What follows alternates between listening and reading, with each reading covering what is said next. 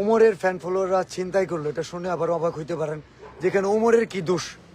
একজন সাবস্ক্রাইবার, সে সাবস্ক্রাইবার, কিন্তু একজন ইউটিউবার যখন দাবি করে সাবস্ক্রাইবার না, এর আমার ভাই, তাহলে ভাই যে ছিনতাই করলো, মানবিক কাজে কাজ করতে গিয়া ছিনতাই কি করছে সেটাও বলি, এবং এটার দায় কে নেবে?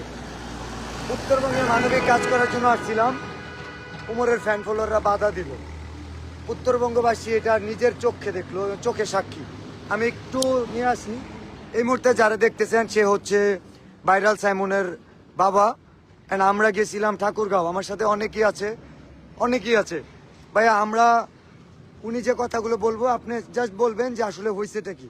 আপনি তো জানেন, আপনি বলেন আপনার সমস্যাটা কি হয়েছিল। তো ভাই আমি গেছিলাম ঠাকুরগাঁয়ে, আপনার দেশে আপনার সাথে বের হয়েছিলাম।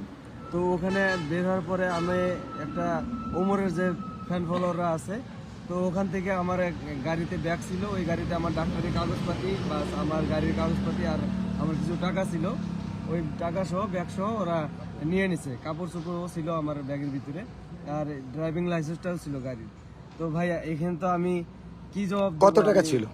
আমার বেশ কিছু টাকা ছিল। মিথ্যা বললেন না, সত্য। আমার 3000 টাকার মতো ছিল এই ওটাতে, ব্যাগের মধ্যে। ভাই উনি যে কথা, আমার হ্যাঁ, এই কাগজপাতি গুলো এলো মেন। আমার ভিজিটিং কার্ডও আছে, এই যে আমার ভিজিটিং কার্ড, আর হচ্ছিল এটা আমার স্যারের কার্ড, আমার রংপুর পপুলারের চেম্বার, আর হচ্ছিল আমার নিজস্ব একটা হাসপাতাল আছে, ওই ব্যাগের ভিতরে এই ভিজিটিং কার্ড সহ আছে। আমি রিকোয়েস্ট করব, আর কিছু লালায়া কুত্তাগুলা আছে ওখানে, ওমরের ফ্যান ফলোয়াররা, ওরা আমাদেরকে ধাক্কাধাক্কিও করছে। এটাই হচ্ছিল সবচেয়ে বেশি খারাপ লাগছে। আচ্ছা এখানে আরো কয়েকজন আছে, আমরা একটু শুনি। আপনি বলেন তো, আমরা ঠাকুরগাঁও যে গেলাম, আসলে কি আমাদের সাথে কোনো সিনক্রেট হয়েছিল কিনা? অবশ্যই ভাই, আপনি পরিচয়টা দেন। আমি আপনাদের সাইমনের বাবা।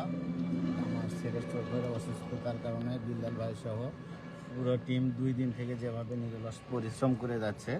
আজকে আমরা মূলত ছিলাম কুড়িগ্রাম থেকে 50 কিলো রংপুর থেকে সেতাবগঞ্জ প্রায় 100 কিলো আপ, সেতাবগঞ্জ থেকে 40 কিলো দূরে আমরা ঠাকুরগাঁও গেছি। এত পরিশ্রম শুধুমাত্র আমার সন্তানটার মুখের দিকে তাকিয়ে তারা করতেছে। তো তার মাঝে এরকম একটা সিনক্রেট, আমরা ঠাকুরগাঁওর সবাইকে খারাপ বলতেছি না, কিছু সংখ্যক ব্যক্তি যারা আমাদের। এন্ড এটা জাস্ট এটা বলেন, আপনি কি কোনো সাইড টক শুনছিলেন যে উমরের ফ্যান ফলোয়ার কিনা? হ্যাঁ, আমি যখন লাইভে ছিলাম তখন সাইড থেকে কিছু আওয়াজ আসতেছিল। আমি যদি বলে দেই, বলবো যে বিলাল ভাই মনে পার্সোনালি অ্যাট্রাক্ট করতেছে, এই জায়গায় ফ্যাক্ট। এই জন্য আমি বলি, আমি যে লাইভটা করছি আপনারা দেখবেন মাঝে মাঝে মিউট করা আছে। মিউটটা আমি এই জন্য করছি যাতে আমাদের কাজে কোনো বিঘ্নতার সৃষ্টি না হয়। সাইড টক যখন আসতেছে তখন